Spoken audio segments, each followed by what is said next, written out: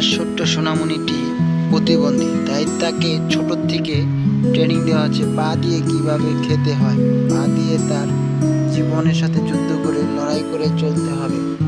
তাই সবাই ছোট্ট সোনামণিটির জন্য লাইক এবং সাবস্ক্রাইব করবেন। প্লিজ ভিডিওটি ভালো লাগলে সবাই সাবস্ক্রাইব এবং লাইক দেবেন। আমার বাবুটির জন্য সবাই দোয়া করবেন। প্লিজ প্লিজ দেখুন ভিডিওটি, যদি ভালো লাগে তাহলে সবাই সাবস্ক্রাইব